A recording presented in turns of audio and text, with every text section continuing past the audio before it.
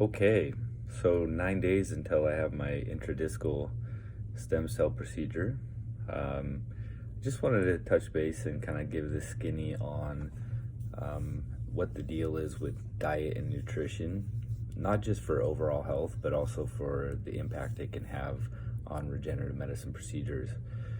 So here's the deal, is that if you kind of look at how our body is designed to function, we use our understanding of our natural physiology and our innate mechanisms, cellular mechanisms of how they derive energy and how they produce proteins to build the types of tissues and cells that they use. That's what I'm using to help inform the kind of philosophy or the background of the types of dietary and nutritional strategies that I recommend. The key issue is, yes, it is important what you consume to a certain extent, but the missing link is not so much what you consume, but when you consume food. So our system, our metabolism, that's how we kind of take the food we eat and then process it to and deliver it to the places that it's needed in the body to generate energy or generate different types of tissues. So our metabolic processes depend upon different proteins and expression of different proteins that's regulated by our genetic machinery.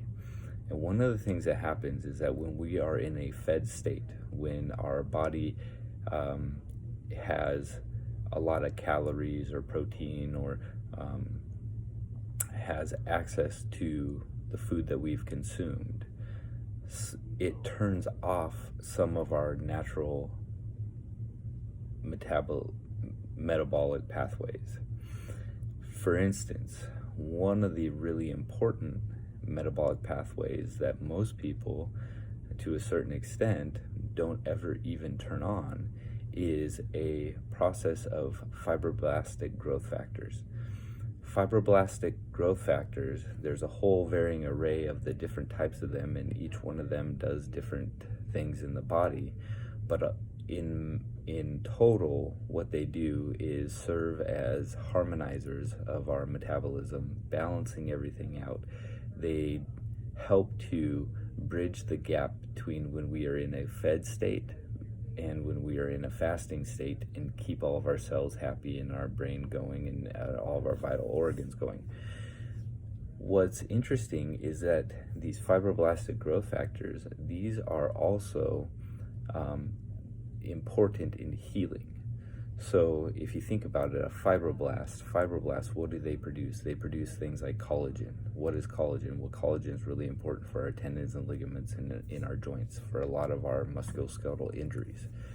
So by fasting, we can help upregulate our fibroblastic growth factors. So not only are we upregulating the thing that is going to help us recover and help us heal from our procedures, but also we are metabolically harmonizing our body. Now, the issue is when we're talking about fasting, there's a really popular way, and it's considered fasting, and what people do is only eat in an 8-hour period. So they are fasting, or they are not consuming calories for 16 hours. The problem is, if you look at the studies of the genetic expression of those fibroblastic growth factors, they don't get expressed unless you're fasting for more than 16 hours. So if you fast for 16 and you eat in an 8-hour window, you're still not optimizing, and you might not even getting much expression of those key fibroblastic growth factors. That's why I don't particularly like that method of fasting. I recommend fasting for at least 20 hours. If you can get 24, even better.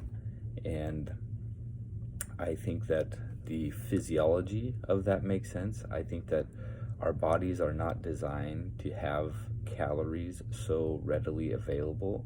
Our bodies are designed to go through periods of time without eating. And so Just keep that in mind as far as your dietary and nutrition strategy. Now, when we talk about what we should be consuming when we are consuming, I really like Michael Pollan's 10 food rules. It's a really good basic guideline of, eating a lot of fruits and vegetables, because that's how our body's designed as well. Eating proteins, good high quality proteins on a limited basis, and things like that can help to decrease heart disease and such. But I really think that the missing link is our bodies are not designed to have such readily access to calories, and these calories are often not of a high quality. So the intermittent fasting is particularly important for our normal physiology to commence and proliferate. So that's my take. That's what I'm doing in preparation for my cells. Right now, I am more than 24 hours. I'm going to do basically a 48-hour fast.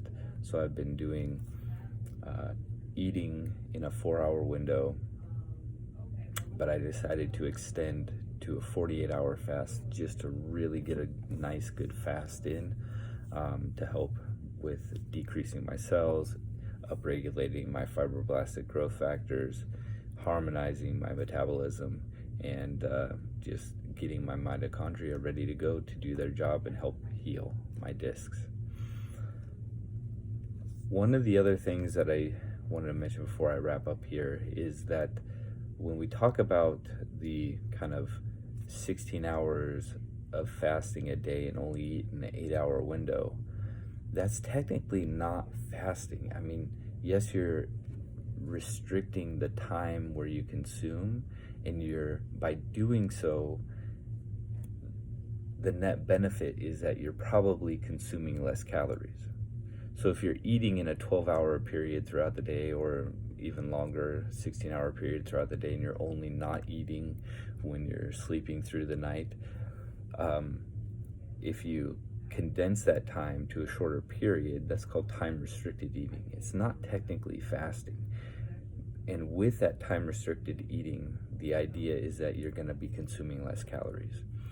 My point is that in order to optimize your health, now, in order to lose weight, restricting calories, sure, that can help.